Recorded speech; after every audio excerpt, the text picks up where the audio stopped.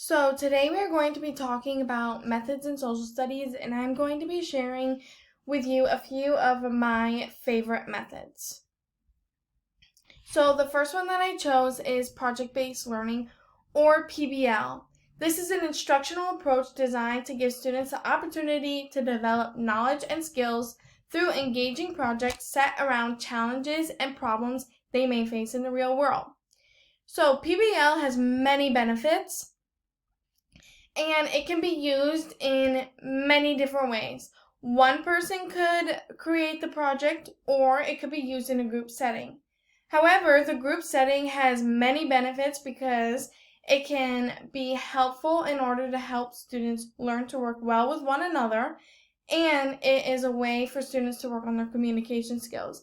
Because when students are working in groups, they have to learn to get along and communicate with one another in order to finish their project and make it the best that they can. PBL is also a helpful and fun way for students to learn to dig deeper into a topic of interest or something that they are eager to learn more about. So our world is kind of turning into a project-based world where no matter what industry you're in, you have to create projects and you have to kind of share about them. It could be like you're presenting them to a whole bunch of people, or you could just be presenting them to one person. This is just a way for you to share more knowledge about something that others may not be as knowledgeable about, and it's something that students are going to be using throughout their whole entire lives. Scaffolding is another important one that I really like. It is an instructional technique where the teacher models the desired learning strategy or task and then gradually shifts responsibility to the students. So if you think about like a stair step, like stairs, this is kind of what it's talking about. You start at the bottom, so the students are starting at the bottom, and then once they get to the top, they should be completely mastered of everything. So scaffolding is like equity over equality. Equity is being fair and equality is giving the same opportunities. So scaffolding is important and should be used in all classrooms, in my opinion, because it is a way for teachers to reach all students and ensure that there is an equal opportunity for learning throughout the whole entire classroom.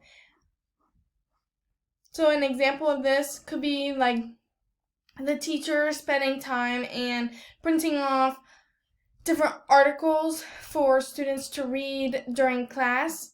Some students might get one article, other students might get another one. It just kind of depends on their skills. But in the article, they are all learning about the same thing, but it is just how strong they are at reading is the article that they are going to get. The next one I chose was the inquiry approach. Inquiry-based learning is a learning process that engages students by making real-world connections through exploration and high-level questioning. So it is an approach to learning that encourages students to engage in problem solving and experiential learning. This is important because throughout students' whole entire lives, they're going to have to problem solve almost every single day. I don't think there is a day that goes by that you aren't problem solving in some way. It might not be that you're like, oh my gosh, I ran into this problem. Now I have to figure out how to do it. You don't always have problems in life, but you are always figuring out what to do and how to do it throughout every day. And having students make real-world connections is going to help them be able to relate different things in their life to different situations in order to gain more knowledge and be able to work through situations much easier than if they didn't know how to relate it to other things in order to solve the problem. This is a way for students to also be more hands-on and learning by doing. Learning by doing is super important because it is an easier and better way for students to actually grasp what we are teaching them and what we want them to learn. Simulation, this one's fun because it's turning the classroom into like the real world situation, and It's defined by the teacher to represent a reality within which students interact. So if you kind of think of like a Monopoly game, or in the image, I have the Oregon Trail. So it's kind of like a simulation where they get cards and they're learning about different things along the way. They're putting those people that were on the Oregon Trail shoes on and like living through it, which is fun because we never got to live through it, and it's kind of neat for students to learn about that kind of thing. And you could also relate it to Monopoly, like if you wanted to have a day where you play Monopoly with your students and they learn about all the different expenses in life and just teaching them those kinds of things. So these are just fun ways to bring the outside world into the classroom in order for them to learn and experience things that students might not always get to experience whenever they are at home with their parents or guardians. So when we give students these kind of opportunities, we are helping them to gain a better grasp on life outside of the classroom in order to help them set up success for themselves and their futures. The last one I chose is the demonstration method.